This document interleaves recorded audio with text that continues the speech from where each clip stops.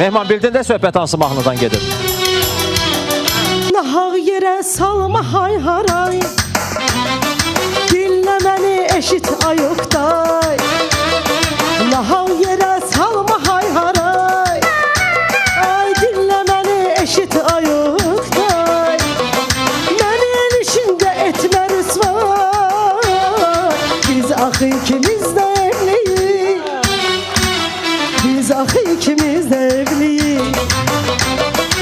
Dinlə mənim sözümü maraqla, nə mən üçün gül, nə də ağla.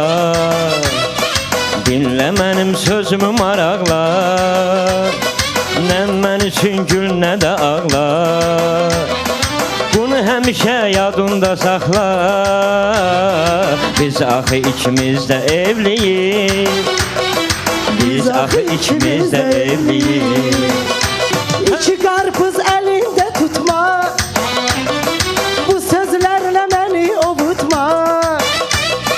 İki qarpız əlində tutma, bu sözlərlə məni ovutma.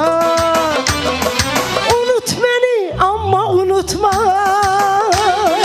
biz axı ikimiz də evliyik, Biz axı ikimiz də evliyik.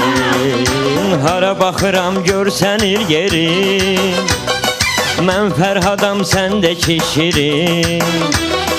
Biz niyə sevdik ki bir-birin, biz axı ikimiz də evliyik, biz axı ikimiz də evliyik. Biz niyə sevdik bir-birin, biz axı ikimiz də evliyik, biz axı ikimiz də evliyik.